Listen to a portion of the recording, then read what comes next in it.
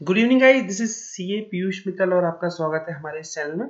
दोस्तों, आज बहुत इंपॉर्टेंट पॉइंट है। आज हम आपको बताएंगे कि अगर आप अपना टैक्स कैलकुलेशन करना चाह रहे हैं, आप अपनी सैलरी कितनी अर्न करते हैं या आप अपनी जो भी बिजनेस अर्न करते हैं और आप उस पर अपना टैक्स कैलकुलेशन करना चाहते हैं, या फिर अगर आप लोग एक सैलरीड एम्प्लॉय हैं या बिजनेसमैन हैं। सैलरीड एम्प्लॉय के केस में आपको अगर अपनी कंपनी में फॉर्म 16 प्रेजेंट करना है और अपना टीडीएस कटवाना है, दैट मीन आपका लास्ट जनवरी फरवरी मार्च वाला मंथ चल रहा है और आपको यह कैलकुलेट करना है कि मेरा टीडीएस कितना कटना है। तो आप इस शीट जो मैंने दोस्तों इसको बनाने में मुझे कम से कम अप्रोक्स 4 आवर्स का टाइम लगा है। तो मैं चाहूंगा कि जरूर ये आपके काम आए, आप लोग इसको यूज करें। मोस्ट ज़्यादा से ज़्यादा मैं अपने डिस्क्रिप्शन लिंक में मैं आप इसकी गूगल ड्राइव लिंक छोड़ दूंगा, तो आप वहाँ से इसको डाउनलोड कर सकते हैं मोस्टली। और इसमें देख सकते हैं कि किस तरह से आप सारे ऑप्शन मैंने इसमें दिए हुए हैं। मैं आपको दिखा देता हूँ। आप देख पा रहे होंगे कि अगर आप सैलरीड एम्प्लॉई हैं, मैं इसको थोड़ा छोटा कर देता हूँ। आप देख सकते हैं कि यहाँ पे सैलरीड एम्प्लॉई हैं आप। अगर बिजनेसमैन हैं तो सैलरी केस में भी एक मिनट रखिए। हाँ जी, सैलरीड है, बिजनेसमैन है और अदर सोर्सेज हैं। तो सब केस में आपके मैंने मोस्टली इसमें हर चीज को कवर किया है। तो आप कितनी इनकम तक आपका टैक्स एग्जाम्प्ट होगा, तो दोस्तों हम पूरी कैलकुलेशन इसमें करके देखेंगे आज। ओके गाइस, तो शुरू करते हैं, लेट्स स्टार्ट। सबसे पहले डिस्कस करते हैं हम सैलरी के बारे में। अगर हम एग्जांपल लीजिए, मान लीजिए आपकी सैलरी हम लोग ले लेते हैं, अगर 10 लाख रुपीज़ है। अब मान लेते हैं हम लोग 10 लाख है, आपको डीए 20,000 का मिलता है, अदर अलाउंस आपकी 50,000 है। आपको जैसा क्राइटेरिया हो अपने हिसाब से भर सकते हैं। और दोस्तों सबसे पहले जो इंट्रीम बजट, दैट मीन आज जो मैं वीडियो बना रहा हूँ, आज है 5 फरवरी 2019। यह इंट्रीम बजट आने के बाद जो अमेंडमेंट्स हुए हैं उनके आधार पर बनाई गई एक कैलकुलेशन शीट है। तो दोस्तों ध्यान रखिएगा, ये 19-20 असेसमेंट ईयर के लिए काम आएगी। ओके गाइस, आगे चलते हैं। सबसे इंपॉर्टेंट, सबसे पहली चीज हम लोग इसमें अपनी, अगर आपकी जो भी सैलरी है आप इसके अंदर पुटअप कर सकते हैं। आप जैसे मैंने देखा हुआ, आप देख रहे हैं कि मैंने 10 लाख रुपए सैलरी डाला हुआ, 20,000 डीएनएस अलाउंस है और 50,000 रुपए अदर अलाउंस है। दोस्तों जैसे कि आपको इंट्रीम बजट में सीधा स्टैंडर्ड डिडक्शन, जो सैलरीड एम्प्लॉय है उनको डायरेक्टली 50,000 का एक स्टैंडर्ड डिडक्शन दिया गया है। जैसा कि आपको पता होगा कि इनकम टैक्स में अभी आपकी इनकम को 5 लाख तक एग्जाम्प्ट कर दिया गया। एक बहुत अच्छी खबर है। तो जो मैंने ये पूरे सारे फॉर्मूले जो भी सेट किए हैं वो 5 लाख के आधार पे सेट किए हैं।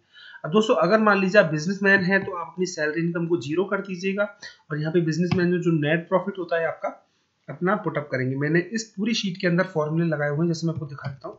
अगर यहाँ पे 5 लाख डालेंगे तो आपकी इनकम अपने आप यहाँ पे 5 लाख आगे नेट जो फ्लो है, जो आपका जो कॉलम है उसमें अपने आप ले लेगा। लेकिन अभी हम इसको सैलरी पॉइंट ऑफ व्यू से कैलकुलेशन कर रहे हैं, तो आप इसको सैलरी से देख सकते हैं। दोस्तों एक बहुत अच्छी चीज की, यहाँ पे मैंने सेविंग इंटरेस्ट को लिया है 10,000 लेने के पीछे जो मेरा इंटेंशन है वो है कि 10,000 तक का सेविंग इंटरेस्ट आपका एग्जाम्प्ट है।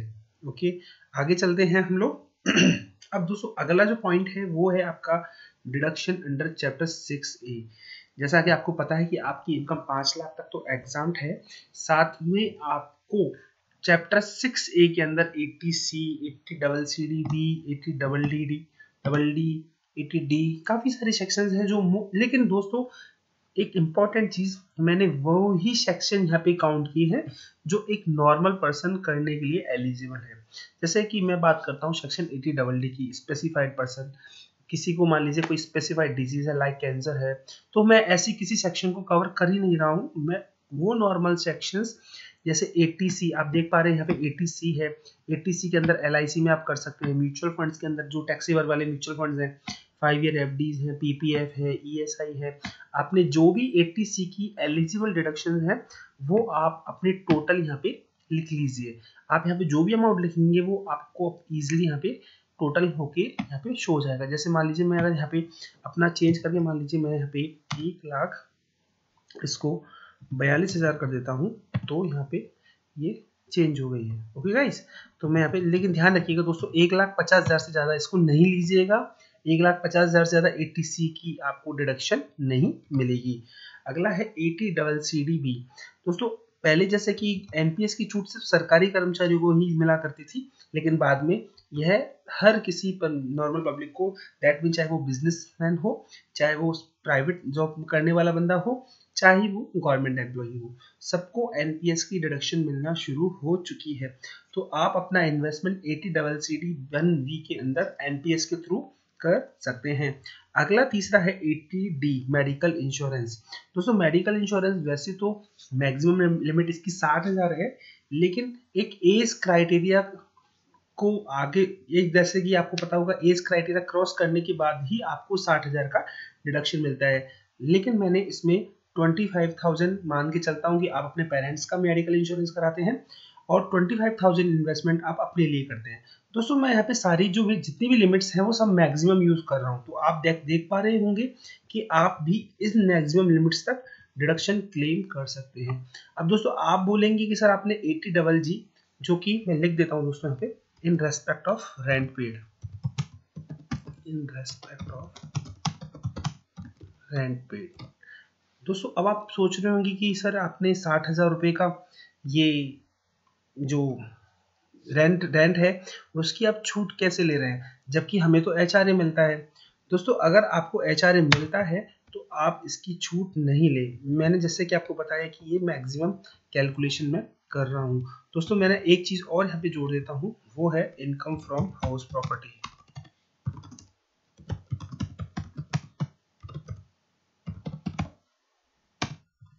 मैं यहाँ पे एक इनकम फ्रॉम हाउस प्रॉपर्टी और जोड़ने जा रहा हूँ, जो कि बहुत इंपॉर्टेंट है, और यहाँ पे मैं इसको -2 लाख रुपीस कर रहा हूँ। दोस्तों आप जानते होंगे ये 2 लाख किस चीज का है, मैं आपको बता दूं, यहाँ पे 2 लाख है, यह आपके इंटरेस्ट का पार्ट है। अगर आप मान लीजिए होम लोन लेते हैं और उसके अंदर अंडर सेक्शन मैं डाल देता हूँ यहाँ पे 24B 24 स्मॉल बी, इसमें बी है, ठीक है, 24B की आप इसके अंदर छूट लेंगे -2 लाख रुपीस। जैसे कि अब मैं आपको जितनी भी मैं इनकम कैलकुलेशन है वो मैक्सिमम क्राइटेरिया के बेस पे कि आपकी कितनी मैक्सिमम सैलरी तक आप पैसे बचा सकते हैं। मेरा जो इस वीडियो को बनाने का एक इंटेंशन है वो ये भी बताना है कि मैं कितनी हाईएस्ट सैलरी तक मेरे पैसे बचा सकता हूँ। तो अभी तक आप देख पा रहे हैं कि मेरी 10,02,000 की सैलरी है और मैंने 2 लाख का अपना इंटरेस्ट की छूट ले ली है। मान लीजिए मैं एक मकान को लेता हूँ होम लोन, मैं होम लोन लेता हूँ 2 लाख की, मैं एक छूट ले पा रहा हूँ। यहाँ पे आप देख पा रहे होंगे आपकी यहाँ पे 8,30,000 रुपये की इनकम नेट बचती है दोस्तों, जिसमें से मैंने 1.5 लाख रुपए एटीसी के अंदर इन्वेस्टमेंट कर दिए, जो कि मेरी मैक्सिमम लिमिट है, इससे आगे मैं नहीं जा सकता। मैं पहले ही आपको बता दूं कि आप 1.5 लाख को क्रॉस नहीं करें। अगला आप 50,000 रुपये एनपीएस के अंदर भी इन्वेस्टमेंट कर सकते हैं। अगला आप मेडिकल इंश्योरेंस अगर चाहें तो आप 60,000 भी कर सकते हैं, लेकिन इस केस में एक बहुत ही कम पॉसिबिलिटीज होती है, मैं आपको बता दूं वो आपको कम मिलेगा, वो आपको 30,000 रुपये में, जब आपकी एज 60 ईयर्स के अबव होती है तभी आपको, और अगर आपके पेरेंट्स की एज 60 के अबव है तब आपको यह छूट मिलेगी। आगे चलते हैं, एक बार मैं आपको मेडिकल इंश्योरेंस को मैं दिखाई देता हूँ, रुकिए दोस्तों। मेडिकल यस मेडिकल इंश्योरेंस का दोस्तों मैंने निकाला हुआ है, ये रहा। आप देख पा रहे हैं, अब इस शीट को देख लीजिए एक बार। अगर आपकी फैमिली में कोई भी स्पाउस, ये देखिए मैं बोल रहा हूँ, कोई भी anyone, no anyone senior citizen, कोई भी सीनियर सिटीजन नहीं है, तो उस केस में आपको 25,000 मतलब आपके मदर फादर भी सीनियर सिटीजन नहीं है मान लीजिए, और आप भी सीनियर सिटीजन नहीं है, उस केस में दोनों केस में 25,000 रुपये आप मेडिकल इंश्योरेंस के अंदर इन्वेस्टमेंट कर सकते हैं। अगला आप मान लीजिए कि आपकी एज सीनियर सिटीजन को क्रॉस नहीं करती है, लेकिन आपके मदर फादर सीनियर सिटीजन की एज को क्रॉस करते हैं, तो उस केस में उनको 3,000। लेकिन आप दोनों ही, आप भी अगर आप इन्वेस्टर, आपकी ये सीनियर सिटीजन की एज को क्रॉस कर रही है और आपकी मदर फादर तो ऑब्वियसली करेंगे ही, तो दोनों केस में 60,000 तक की आपको छूट मिल सकती है। आप देख पा रहे हैं शीट को। ओके गाइस, वापस चलते हैं। अब हम लोग देख पा रहे हैं यहाँ पे कि हमारा जो इनकम 5,10,240, एक बहुत ही एक अच्छी, एक यहाँ पे हमको सीखने की चीज ये मिल रही है कि गवर्नमेंट बोलती है कि 5 लाख रुपए तक हमारा कोई भी टैक्स नहीं है। 5 लाख से जैसे ही हम आगे बढ़ते हैं हमारा 20% स्लैब है। दैट मीन एक देखने वाली चीज इतनी अच्छी है कि 10,000 की जैसे ही मतलब 10,000 रुपये ऊपर इनकम पर ही आपका 20% टैक्स लगना चाहिए। जैसा कि मैं आपको दिखा पा यहाँ पे मैं देख सकते हैं आप, मैंने आपको राइट और लेफ्ट दोनों साइड में ये शेड्यूल बना रखे हैं। अगर आपकी इनकम 5 लाख से ऊपर है और 10 लाख तक है तो 20% टैक्स लगता है। लेकिन दोस्तों यहाँ पर आपको एक देखने वाली चीज ये है कि 87 की डिडक्शन नहीं मिल रही है। वो इसलिए नहीं मिल रही है कि गवर्नमेंट ने साफ साफ इसमें मेंशन किया है, अगर आपकी एनआई आप देख पा रहे हैं नेट इनकम अगर 5 लाख को क्रॉस करेगी तो आपको 87A अंडर सेक्शन 87A के अंदर जो 12,500 रुपए टैक्स की छूट है, देख पा रहे हैं 12,500, ये वाले 12,500 आपको टैक्स की छूट नहीं मिलेगी। ओके गाइस, अगर मान लीजिए मैं आपको एक बहुत अच्छा एक अंतर दिखाता हूँ, अगर मैं इसको 10,240 से कम कर देता हूँ, मान लीजिए मैं इस इनकम को 10,240 से कम कर देता हूँ, दैट मैं इसको कर देता हूँ 9 लाख ओके 89,760 रुपये। ओके गाइस, अब हम वापस एक नीचे के कैलकुलेशन चेक करते हैं हमारी। ओके एक बार हम लोग हमारे फॉर्मूलेस को वापस से थोड़ा सा एक बार सेट कर लेते हैं। ओके गाइस, हम सम का देख लेते हैं। ओके परफेक्ट है हमारा। ओके गाइस, इसमें हम लोग यहाँ पे थोड़ा सा यहाँ पे थोड़ी सी गलती हम लोग कर रहे हैं, इसको सेट कर देते हैं। ओके माइनस अंडर चैप्टर 6 से 5 हमें थोड़ा सा 9,760 और घटाना होगा। यहाँ पे हमें यहाँ पे 9 लाख मैं 9,80,000 कर देता हूँ। गाइस मैं 9,80,000 रुपये कर देता हूँ। देखिए दैट मीन कि मेरा 9 लाख दैट मीन मेरी इनकम 10 लाख रुपए तक है तो मेरे को किसी भी तरह का कोई टैक्स नहीं लग रहा है। आप गौर करिए कि मेरी सैलरी 10 लाख रुपीज है और मैं अगर इसकी एक्चुअल बात करूं तो मैं आपको बताऊं, आप देखिए आपकी सैलरी अगर टोटल आप कर पा रहे हैं 10,50,000 है तो वहां तक आपका कोई भी टैक्स नहीं है। 10,50,000 रुपीज तक कोई भी टैक्स नहीं है। अब मैं आपको एक एक पॉइंट को कवर करूंगा। सबसे पहले 50,000, आपकी 50,000 तक का आपको स्टैंडर्ड डिडक्शन गवर्नमेंट ने दिया है तो इससे आपकी नेट सैलरी 10 लाख रह गई है। अगला थिंग, आपको 2 लाख का आप मान लीजिए होम लोन लेते हैं, 2 ब्याज चुकाते हैं, इंटरेस्ट पे करते हैं आप अपनी सैलरी पे, तो आपकी सैलरी रह गई 8 लाख रुपीज। ओके गाइस, मैं एक एक चीज को कवर कर रहा हूँ। थर्ड थिंग, आपका 10,000 का सेविंग इंटरेस्ट मैं नीचे आपको एग्जाम करके दिखाऊंगा। दैट मीन आपकी नेट सैलरी रह गई है 8 लाख। मैंने 8 लाख 10,000 दिखाया हुआ है, लेकिन आप यहाँ पे देख पाएंगे कि यहाँ पे मेरे को इंटरेस्ट का एक डिडक्शन मिल रहा है। अब दोस्तों एक जो कॉन्ट्रडिक्शन आने वाला है वो है 60,000। मैं आऊंगा इस पे अभी, लेकिन हम एक एक पॉइंट को कवर करेंगे। पहले 1.5 लाख तक आप सब जानते हैं कि मेरे 1.5 लाख तक मुझे 80C अलाउ है, साथ में 50,000 80 डबल CD, तो टोटल मेरा 2 लाख हो गया इन्वेस्टमेंट। इसके बाद में मैंने मेडिकल इंश्योरेंस कराया मेरा पूरा फैमिली का, मदर फादर का और मेरा चाइल्ड मेरे स्पाउस का, तो मेरे को 50,000 तक का पूरा मेरा इंटरेस्ट मेरे को क्लेम है। 10,000 तक का मुझे मेरा सेविंग इंटरेस्ट क्लेम है। मैं इसके आगे लिख देता हूँ आपको, that is for saving interest. Okay guys, saving interest. Okay, इसको शीट को बनाने में दोस्तों आपके लिए कम से कम 4 से 5 घंटे लगे। और आगे अब बात करते हैं रेंट पेड की।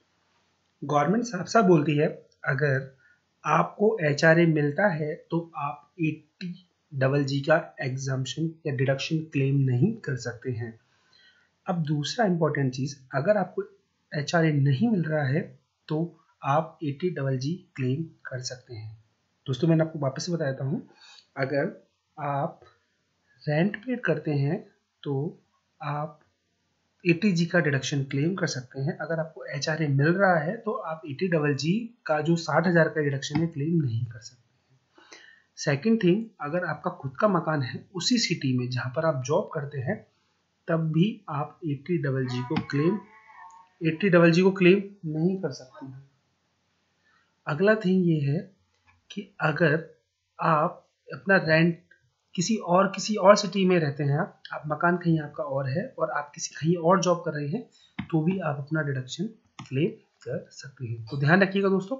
अब आप देख पा रहे हैं मेरा 10,50,000 की वो मेरा नेट इनकम है, वो 5 लाख रह गया है, तो मेरा कोई टैक्स नहीं आ रहा है। आप देख पा रहे हैं। मैं इसको मान लीजिए थोड़ा सा बढ़ा देता हूँ। मान लीजिए मैं इसको 9,90,000 रुपये कर देता हूँ। मैं सिर्फ मात्र 10,000 रुपये की इनकम बढ़ने से, आप अंतर देखिएगा कितना अंतर आएगा आपकी इनकम के अंदर।